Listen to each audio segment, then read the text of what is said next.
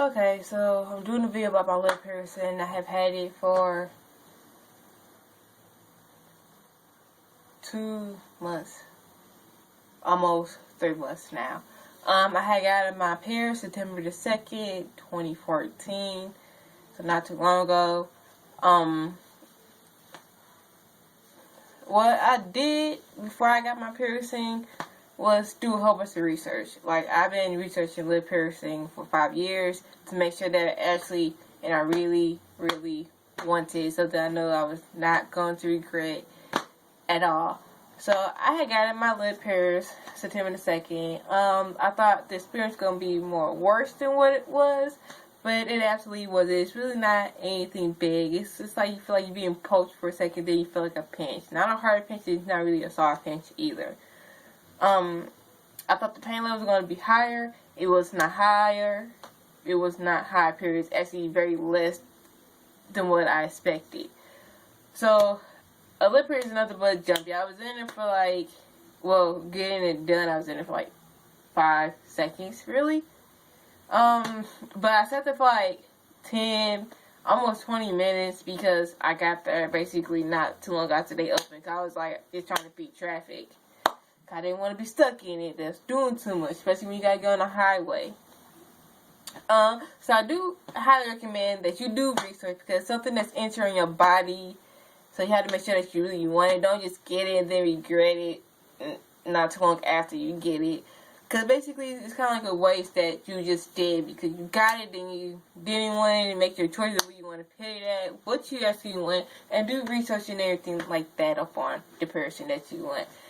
I researched for a little bit over 5 years. I've actually been researching my lip piercing since, I was 10. I don't know why. I did not want to lip pierce and I kept researching. So 8 years later, got it done. Guys, I really wanted it and I don't really want to regret it. I waited 2 months to change my piercing. That's my piercer said, 2 months. When I first got it done, what advice for everybody gonna go get any type of piercing done? Have them bring out the stuff in front of you, make sure it's all wrapped up. They put everything out in front of you while they doing everything, every step. I made sure my piercer did every step. I did not want them to come in with anything that I have not seen that they open or anything like that, because it's something that's going to my body. So I feel safe if I look at it while you doing it than you just coming in with it already. I feel safer, if I see it and I see it being done. What I have brought and what you actually just need, you don't need to spend that much money on to clean your lip piercing at all.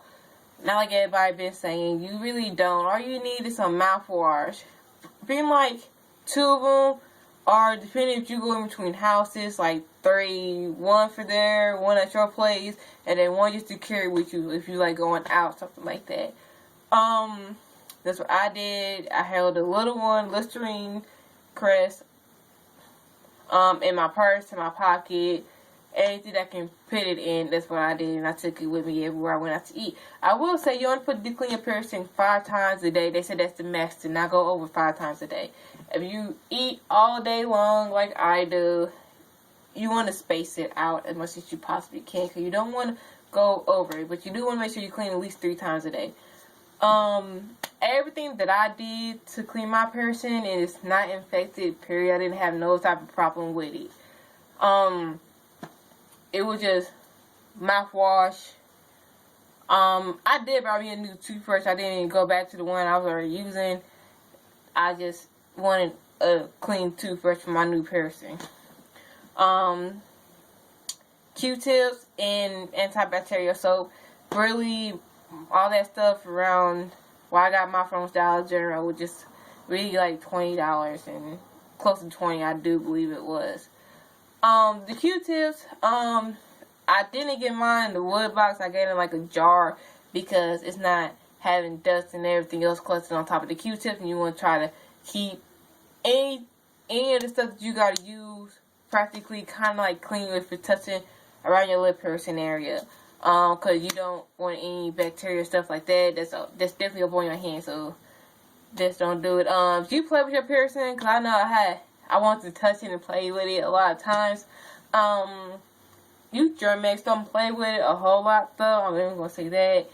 But that's really it. The swelling, my swelling, I didn't really have any. Even like as soon as I got it done, I didn't have no type of swelling. Like when I did have swelling, it was just on and off. It wasn't like steadily there or anything like that. So my did go over a 2-week period, but my body's handle swelling well. I don't stay swelling that long at all. Maybe for like a few minutes and then it's gone. Seriously, like when I first got it done, there was no type of swelling, whatever. There was no difference until the next day. But it's only like that, like an hour in school, I would say. So my swelling didn't really stay that long. I didn't have a problem with my swelling. I will say that when you do have swelling, try to like put like ice and stuff upon it, like popsicles, ice cream. That's what I did. I spoiled myself with them type of sweets. To help the swelling go down. Even though mine's not that bad. But I had it go down because I didn't want my piercing to be up against my lip. It was uncomfortable for me. So that's what I did to make it go down faster than what it normally would. I would say try to have like a satin pillowcase or like a silk pillowcase. Something that it cannot snag on because that does hurt in the morning. I have marked that and it was not a pretty pain at all. Like it just hurted. I would say you have babies and stuff around you. Make sure they don't touch it, but that should just be clear stay to everybody that got one. Don't let the baby touch it. They snag on it. But when I was around baby, they don't really snag up on anything. Or they just like to touch it. At least that's what my baby sister did. She was just touching it. Yeah, I don't recommend changing your piercing after 2 weeks. I don't. That's my piercing says it's not really good because you can probably still have swelling. And I did have swelling for at least that whole almost 3 weeks. I did that. It just kept coming and going. So I waited 2 months to actually change my piercing. I just got done changing it November the 2nd. Right on time. After the time I went to go get it done. That's exactly what I went by. To make sure it was a full 2 months. You can just go to whatever size you was planning on going to, small, big, whatever, how long it was going to go. I went straight to the short one. Wasn't really a problem. The only thing is, I like the smaller piercings, like the ball's not big or anything like that. You have to like literally be staring at my face to recognize it. I would say the first time you do it, it does sink in. I had that problem, so I changed it out thinking that it was just my lip piercing. No, it wasn't that. It just, my lip piercing has to get used to not going over the ball. Because the ball is just a slight bigger than the stem of the stud. And that's what I have. So I would say if you do that, it's not really